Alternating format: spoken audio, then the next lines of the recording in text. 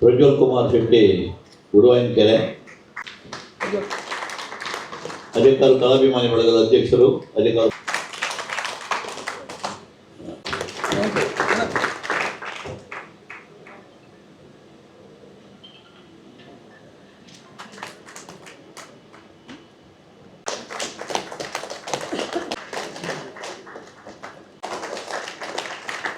ಹಾಗೆ ಮಹೇಶ್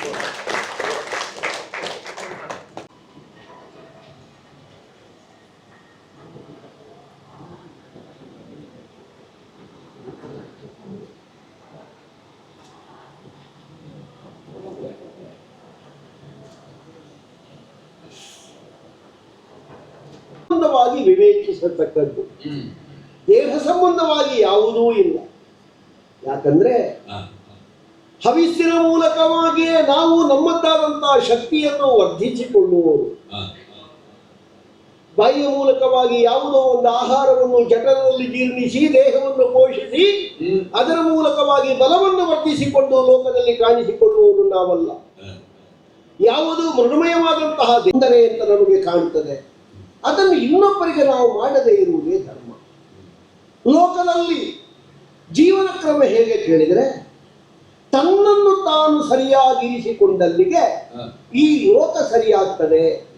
ಅದು ಒಬ್ಬರಿಗೋ ಇಬ್ಬರಿಗೋ ಪಾಠ ಅಲ್ಲ, ಪ್ರಪಂಚದಲ್ಲಿ ಬದುಕತಕ್ಕ ಪ್ರತಿಯೊಬ್ಬರೂ ಈ ಪಾಠವನ್ನು ಅಳವಡಿಸಿದ್ರೆ ಎಲ್ಲಿಯೂ ತಿದ್ದಬೇಕು ಅಂತ ಇಲ್ಲ. ಯಾಕೆ ತನ್ನ ತಾ ತಿದ್ದಿಕೊಂಡರೆ ಎಲ್ಲರಿಗೂ ಆ ಪ್ರಶ್ನೆ ಬಂದ್ರೆ, ಆ ವಿವೇಚನೆ ಮೂಡಿದ್ರೆ, ಆ ಜಾಗೃತಾವಸ್ಥೆ ಮೂಡಿದ್ರೆ ಮತ್ತೊಬ್ಬರನ್ನು ತಿದ್ದುವ ಪ್ರಶ್ನೆಯೇ ಇಲ್ಲವಲ್ಲ. ಅಂತಹ ಒಂದು ಲೋಕದಲ್ಲಿ ಇರುವವರು ನಾವು. ಸುಮನಸರು ಅಂತ ಹೇಳಿದ್ರು, ಹೂವೇ ಮನಸ್ಸಾಗಿ ಉಳ್ಳವರು ಅಂತ ಹೇಳಿದ್ರು.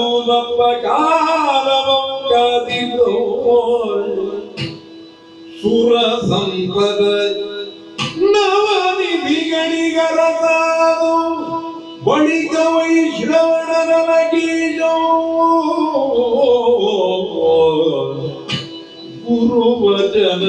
ಗುರುವಚನವಧಾರಿಸಿ ಸುರಪಾಲ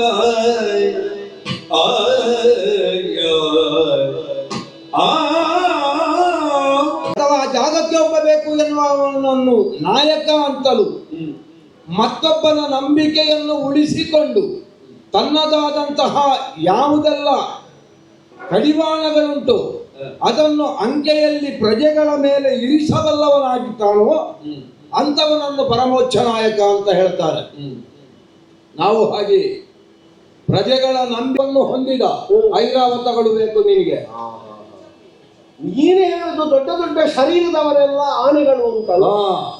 ನಮ್ಮ ಆನೆ ಇದರ ಬಣ್ಣ ಯಾವುದು ಕಾಣ್ತದ ನಿನಗೆ? ಬಿಳಿ ಬಣ್ಣ, ಬೆಳ್ಳಗೆ ಬೆಳ್ಳಗೆ ಬೆಳ್ಳಗೆ ಕಾಣ್ತಾ ಉಂಟು. ಹೌದಾ?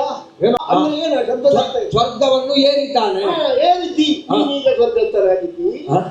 ಸ್ವರ್ಗಸ್ಥ ಬೇಡ, ಸ್ವರ್ಗವನ್ನು ಏರಿದ್ದಾನೆ. ನಿನಗೆ ಅದು ಕಷ್ಟ ಆಗ್ತದೆ. ಇಷ್ಟು ಮಾತಾಡ್ತದೆ, ನನ್ನಲ್ಲಿ ಕಷ್ಟ ಆಗುದಿಲ್ಲ. ಇಷ್ಟು ಮಾತಾಡ್ತದೆ, ಒಂದು ಮುಂದೆ ಹೆಚ್ಚಾಗ್ತದೆ. ಇಲ್ಲ, ನೀನು ಸ್ವರ್ಗಸ್ಥರಾಗಿದ್ದಿ. ಬೇಡ, ಸ್ವರ್ಗವನ್ನು ಏರಿದ್ದೇನೆ. ನೀನು ಏರಿದ್ದಿ, ನನಗೆ ಕಾಣ್ತದೆ ಸ್ವರ್ಗಸ್ಥರಾಗಿದ್ದಿ. ಸ್ವರ್ಗಸ್ಥ ಎನ್ನುವ ಶಬ್ದ ನನಗೆ ಬೇಡ. ನಿನ್ಗೆ ಬೇಡದನ್ನು ಇಟ್ಕೊಳ್ಬೇಡ, ತಿಳಿ. ಆದ್ರೆ ನೀನಲ್ಲಿ ಕೇಳ್ತೇನೆ, ಏನು? ಯಾರು ನೀನು? ಏನು ಹೆಸರು? ಎಲ್ಲಿಂದ ಬಂದೆ? ಉದ್ದೇಶ ಏನು? ಹೇಳು.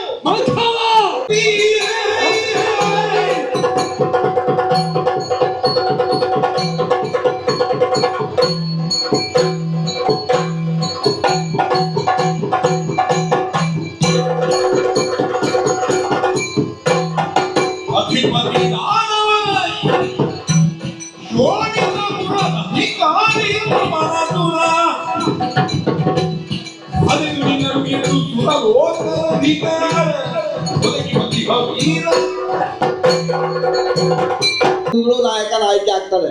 ಪರಮೋಚ್ಚ ನಾಯಕ ಅಂತ ಹೇಳಿದ್ರೆ ರಾಕ್ಷಸರಲ್ಲೂ ಮತ್ತಷ್ಟು ಉಚ್ಚತನವನ್ನು ಹೊಂದಿದವ, ಮತ್ತಷ್ಟು ಉನ್ನತ ಮಟ್ಟವನ್ನೇರಿದವ. ಇನ್ನು ಆ ಪರಮ ಉನ್ನತ ಮಟ್ಟವನ್ನು ಏರಬೇಕು ಅಂತಾದ್ರೆ ಕೇವಲ ಅಧಿಕಾರದ ಶೈಲಿಯಿಂದಲೇ ಪಡೆಯುವುದಕ್ಕೆ ಸಾಧ್ಯ ಆಗುವುದಿಲ್ಲ. ಅವರ ನಂಬಿಕೆಯನ್ನು ನಾನು ಗೌರವಿಸಬೇಕು, ನನ್ನದಾದಂತಹ ಆದರ್ಶವನ್ನು ಅವರ ಮೇಲೆ ಹೇರಬೇಕು. ಆದರ್ಶವ ಮತ್ತೆ ಆದರ್ಶ ಉಂಟು? ಆದರ್ಶ ಉಂಟು. ಮತ್ತೆ ನಮ್ಮಲ್ಲಿ ಎಷ್ಟು ಮದುವೆ ಆಗಬಹುದು ಅದೆಲ್ಲ ಯಾರ್ದು? ಅದು ನನ್ನ ನಂಬಿಕೆ. ನಮ್ಮ ಹೆಣ್ಣು ಮಕ್ಕಳನ್ನು ಮತ್ತೊಬ್ಬರು ನೋಡ್ಲಿಕ್ಕಿಲ್ಲ. ಎಷ್ಟು ಮದುವೆ ಆಗಬಹುದು ಎನ್ನುವುದು ಆದರ್ಶ ಅಲ್ವಾ? ಅದು ನಮ್ಮ ರಾಕ್ಷಸರಾದ ನಮಗೆ ಆದರ್ಶ. ಬಲೆ ಯಾಕೆ ಕಟ್ಟೋದು? ಅದರ ಆಹಾರವನ್ನು ಅರಸುವುದು. ಹೌದಾ? ಹೌದು. ಈ ಬಲೆಯಲ್ಲಿ ಆಹಾರ ಬೀಳುವುದು ಹೇಗೆ? ಅದರಲ್ಲಿ ಒಂದು ಅಂಟು ಪದಾರ್ಥ ಉಂಟು.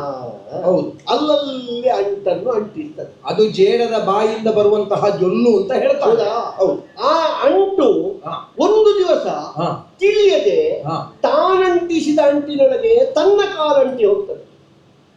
ಕೆಲವೊಮ್ಮೆ ಹಾಗಾಗ್ತದೆ, ಏನು ಮಾಡ್ಲಿಕ್ಕೆ ಆಗುದಿಲ್ಲ. ಆ ವಾಕ್ಯ ನಿನಗೆ ಸರಿ ನೆನಪಿದ್ರೆ ಹಾಗಾಗಂತೆ ನೋಡಿಕೊಳ್ಳುವುದು ಜೀವನದ ನಿಮಗೆ ಕರ್ತವ್ಯ.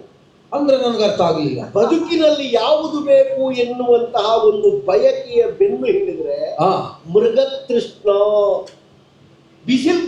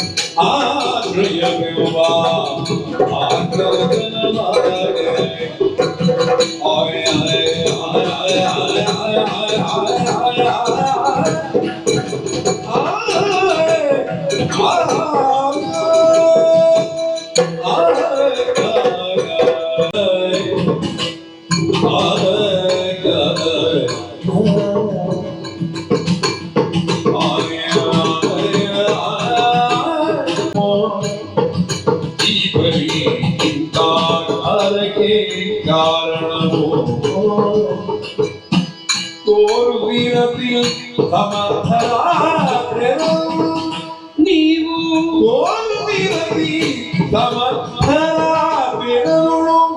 ಕಿತ್ತು ಗಾರು ಕೆಟ್ಟಿರು ನೀವೇ, ಇಂದು ಗಾರು ಕೆಟ್ಟಿರುವೀರೆ. ತೋರುವಿರಲಿ ಸಮರ್ಥರ ತೆರನುಳು, ಇಂದು ಗಾರು ಕೆಟ್ಟಿರುವೀರೆ.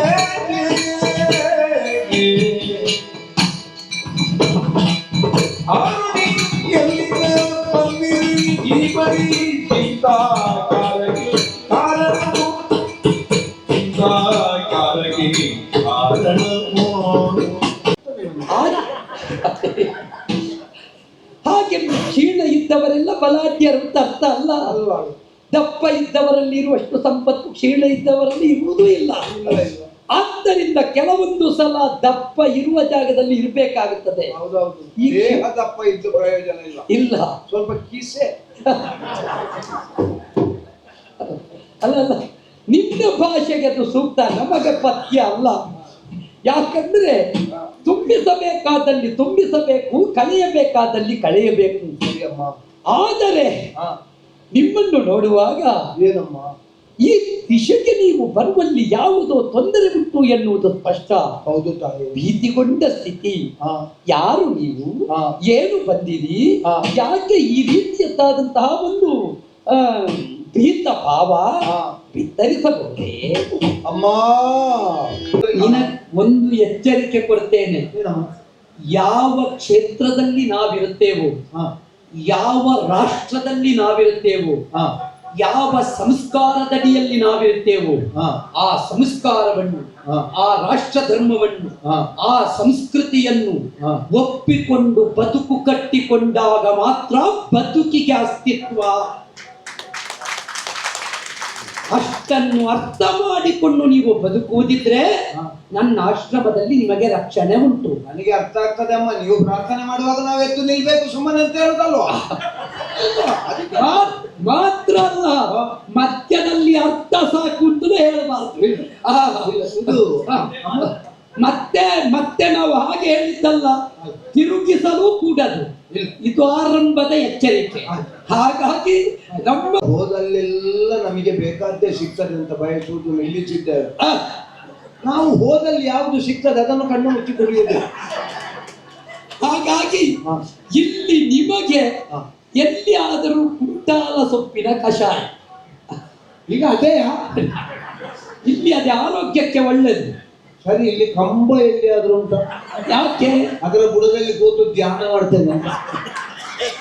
ಅಂದರೆ ಬತ್ತನಿಂಚಿನ ಮಾತ ಕಲಾಪಿನ ಬಂದು ಈ ಸಂದರ್ಭಡೆ ಆತ್ಮೀಯವನಿಂಚಿನ ಸ್ವಾಗತ ಬಣ್ಸ್ ಫೋರಂ ಇರ ಬೈದರ್ದ ಪರವಾದಿ ಇದಕ್ಕೊಂದು ಯಾನೆ ಸುರುಕಾದ ಈ ಕಾರ್ಯಕ್ರಮದ ಅಧ್ಯಕ್ಷತೆಯನ್ನು ವಹಿಸುತ್ತಾರೆ ಉದಯ್ ಶೆಟ್ಟಿ ಮಲ್ಲಾರಗೂಡು.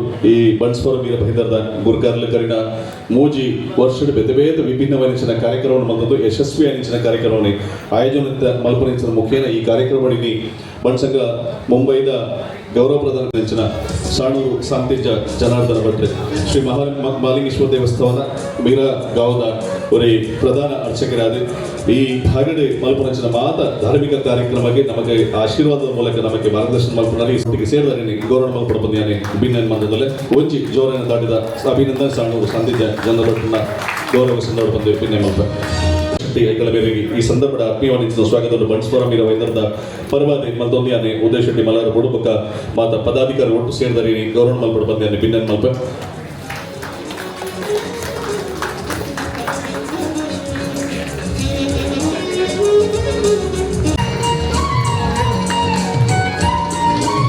ಗೌರವ ಮಲ್ಪುರಂಚನ ಯೋಗ ಇರ್ತದೆ ಅದ ಕರಿನ ಪೊಕ್ಕಂಜಿ ಚುನಾವಣೆ ಖಂಡಿತವಾಗಿ ನಗರ ಸೇವಕರಿಗೆ ತೂಪಾನ್ ಪಂಪುರಂಚನ ಸುಭಾಷಣೆ ಪನ್ನೊಂದು ಈ ಸಂದರ್ಭದಲ್ಲಿ ಚೇತನ ನಗರ ಮುಂದೆ ಈ ಸಂದರ್ಭದಲ್ಲಿ ಬಣ್ಸ್ ಫೋರಂ ಇರ ಬೈಂದರದ ಪರವಾದೆ ಚೇತನ್ ಶೆಟ್ಟರ್ ಮೇರೆಗೆ ಆತ್ಮೀಯವಾಣಿಂచిన ಸ್ವಾಗತ ಬೈಕೋದಲ್ಲ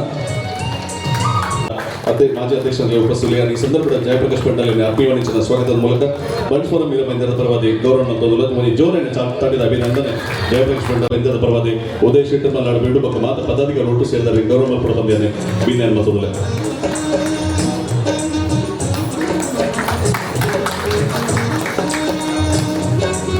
ತಾಳಮದ ನಡ್ತಾರೆ ನಮ್ಮ ಮುಲ್ಪನೆ ಒಳ್ಳೆಯರು ಬಂದ್ಕೊಳ್ಳೋದು ನಂಗೆ ಮಲ್ಲ ಸಂತೋಷ ಒಟ್ಟಿ ವಾಗ್ಮಿ ಅದು ತೆರಿದಿನ ಆದಾದ ಹಿರಿಯ ರಂಚನ ವಸಂತ ಈ ಸಂದರ್ಭಡೆ ಬಣ್ಸ್ ಫೋರಂ ಇರೋ ಬಂದಿರ ಪ್ರಭಾದ ಆತ್ಮೀಯವಂಚಿನ ಸ್ವಾಗತ ಬಯಸುವುದಿಲ್ಲ.